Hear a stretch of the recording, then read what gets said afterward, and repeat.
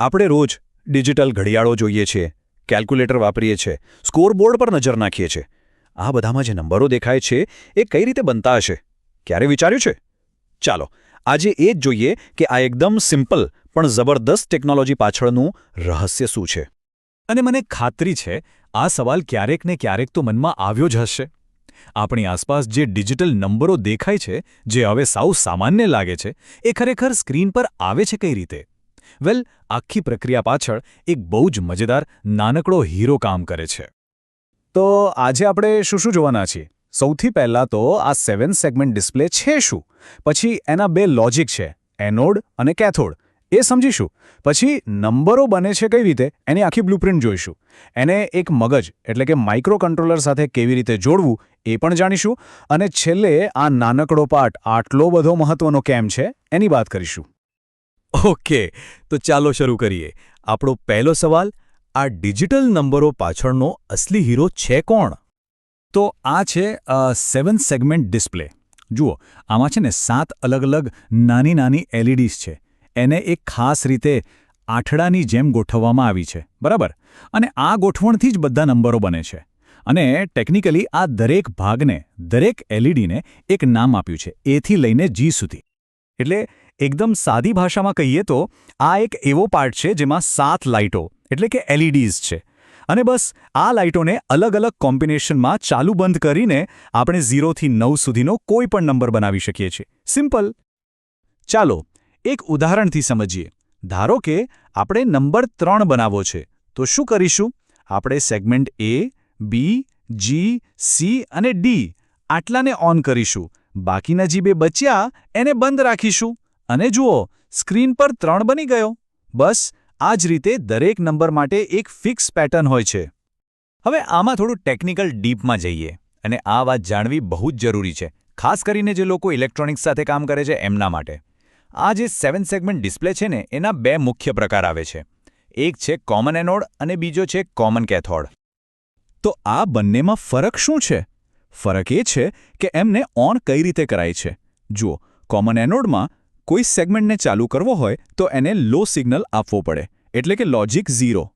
અને કોમન કેથોડમાં બરાબર એનાથી ઊંધું, એને ચાલુ કરવા માટે હાઈ સિગ્નલ આપવો પડે, એટલે કે લોજિક 1. લાગે નાનો ફરક, પણ આ બહુ જ કામની વાત છે.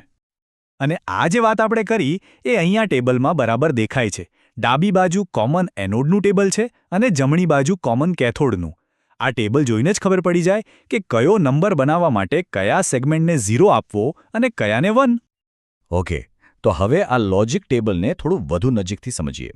આને આપણે નંબરો બનાવવાની બ્લુપ્રિન્ટ કે પછી એક પ્રકારની ગાઈડબુક પણ કહી શકીએ. આ ટેબલને સમજવા માટે ચાલો એકદમ સહેલું ઉદાહરણ લઈએ. કોમન કેથોડવાળા ટેબલમાં 8 નંબર પર ધ્યાન આપો. હવે 8 બનાવવો હોય તો શું કરવું પડે? બધા જ સાથે 7 સેગમેન્ટ ચાલુ કરવા પડે, રાઈટ? A થી લઈને G સુધી.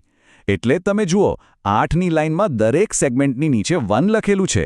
1 એટલે હાઈ, મતલબ કે ઓન. તો આનો મતલબ શું થયો?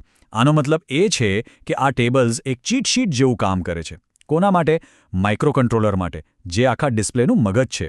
એ બસ આ ચીટ શીટ જોઈને નક્કી કરે છે કે ભાઈ આ નંબર બતાવવા માટે કઈ લાઇટ ચાલુ કરવાની છે અને કઈ બંધ રાખવાની છે. તો અત્યાર સુધી આપણે બધી થિયરીની વાત કરી, લોજિક સમજ્યા. પણ હવે સવાલ એ છે કે આ ડિસ્પ્લેને એના મગજ એટલે કે માઇક્રો કંટ્રોલર સાથે ખરેખર જોડવામાં કઈ રીતે આવે છે? ચાલો એ જોઈએ. અહીં આ સર્કિટ ડાયાગ્રામ પર એક નજર નાખો. આમાં એક 7 સેગમેન્ટ ડિસ્પ્લેને 8051 માઇક્રો કંટ્રોલર સાથે કનેક્ટ કરેલું છે. અને આપણે જે 0 અને 1 વાળા સિગ્નલની વાત કરીને, એ બધા સિગ્નલ આ માઇક્રો કંટ્રોલરમાંથી જ આવે છે. આ કનેક્શનમાં 3 મુખ્ય વાતો છે. પહેલી, ડિસ્પ્લેના જે 7 સેગમેન્ટવાળા પિન છે એ સીધા માઇક્રો કંટ્રોલરના આઉટપુટ પોર્ટ સાથે જોડાય છે. બીજી વાત, દરેક કનેક્શનની વચ્ચે એક રેઝિસ્ટર લગાવવામાં આવે છે. કેમ? જેથી એલઈડીમાં વધારે કરંટ ના જાય અને ઉડી ના જાય. અને ત્રીજું, ડિસ્પ્લેનો જે કોમન પિન છે એને પાવર સપ્લાય સાથે જોડી દેવામાં આવે છે. ઓકે, તો આપણે આ બધી ટેકનિકલ વાતો તો કરી, પણ આ બધું જાણવું કેમ જરૂરી છે? આ એક નાનકડો પાર્ટ આટલો બધો મહત્વનો કેમ છે? ચાલો હવે એના પર વાત કરીએ. અને આનો જવાબ બહુ સિમ્પલ છે. આ જે નાનકડો અને ભરોસાપાત્ર પાર્ટ છે ને, એ આપણી આસપાસ બધે જ છે. આપણા ઘરના માઇક્રોવેવથી લઈને ગાડીમાં પેટ્રોલ ભરાવીએ એક ગેસ પંપ સુધી વોશિંગ મશીન લિફ્ટ લિસ્ટ બહુ લાંબુ છે આ બધામાં આ જ ટેકનોલોજી વપરાય છે એટલે જો આપણે આ એક નાનકડા ઘટકને સમજી લઈએ તો આપણને આવા અસંખ્ય ઇલેક્ટ્રોનિક ડિવાઇસ કેવી રીતે કામ કરે છે એનો પાયાનો આઈડિયા આવી જાય અને આ જ વાત આપણને એક બહુ મજેદાર સવાલ પર લાવીને મૂકી દે છે હવે આપણને ખબર છે કે આ ડિજિટલ નંબર કેવી રીતે બને છે તો વિચારો આપણી આસપાસની ટેકનોલોજીમાં આવા બીજા કેટલાય સરળ પણ ખૂબ જ પાવરફુલ ઘટકો છુપાયેલા હશે જે આપણી નજર સામે હોવા છતાં આપણે ક્યારેય એના પર ધ્યાન જ નથી આપ્યું